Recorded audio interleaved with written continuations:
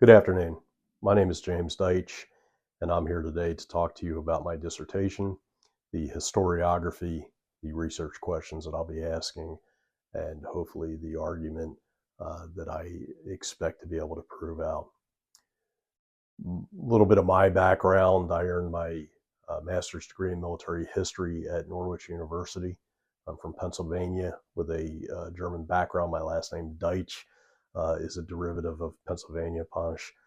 Deutsch, the dialect of German that is spoken in Pennsylvania. And I grew up around that culture my entire life. My family were immigrants from Austria and Germany, my grandparents. So it's always held an interest for me. And I've always been equally interested in the concepts of freedom and liberty and the understanding of it. Always been a little confused by some of the nuances of American understanding of freedom and liberty and my own understanding of it as I was raised.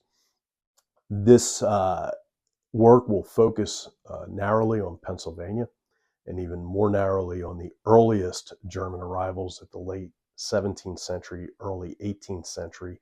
Those were the Germans that arrived from the Palatine area of what is now Southwest Germany. Remember, Germany was not a country at the time, so this was the Holy Roman Empire.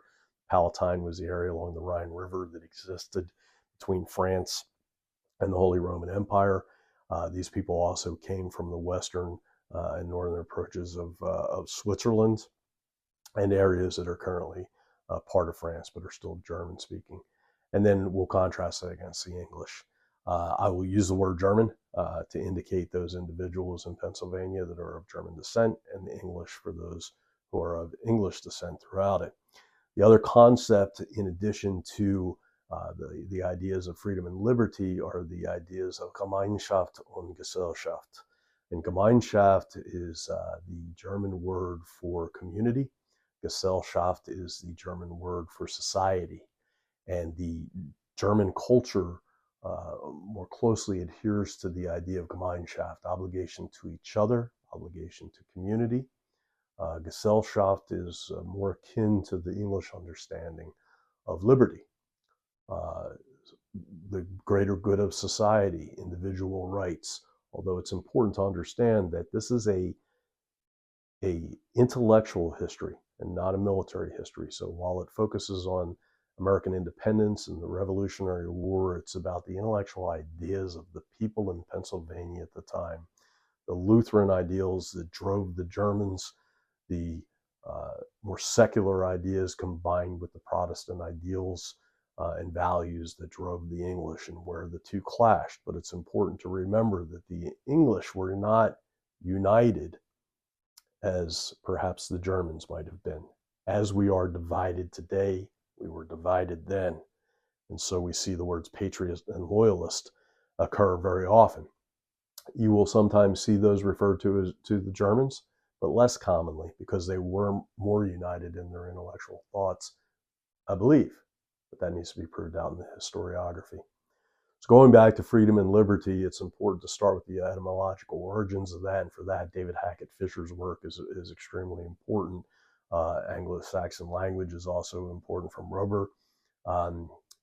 David Hackett Fischer provides the origins to understand the differences between Libertad, liberty, Freiheit, freedom in German, the fact that they do not have counterwords in the Romantic languages, the Romance languages of French, Latin, Italian, Spanish for freedom. They simply don't. The word libertas is used uniformly between the two. Freiheit, on the other hand, is a Germanic word, and they have no word for liberty. That's an important thing, and we can find that in Freedom and Liberty from Fischer's work. The challenge will then be with the historiography. There's no shortage of intellectual history on the side, biographical sketches of all of the leaders, the thought leaders, and Adams and Jefferson and Rush and Franklin and Hamilton and Jay and all of them. It's a very top-down historiography. The challenge is to find that bottom-up historiography from the Germans. They didn't have the big intellectual leaders that are common household names like the English did. And so for them, the historiographer will rely on the primary sources of journals, diaries, church records to go back and look at how the people themselves found life to be and how they could balance all of that out. So a lot of reading, obviously, to make sure that that truth, that Eigenlicht, that Leopold von Ranke applies in his methodology of seeking the truth in the sources, will be a reminder to myself to stick to that German methodology of history.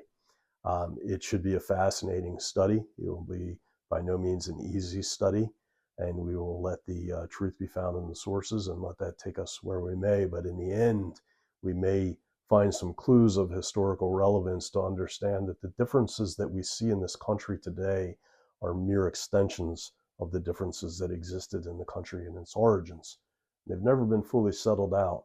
A lot of that has to do with our value systems that come from our belief in the word of the Bible as truth and the guiding source that should guide us all, and those secular thoughts that snuck into it that caused the division and tension in language and culture and political belief, and ultimately is what makes this such a fascinating intellectual history study. Thank you.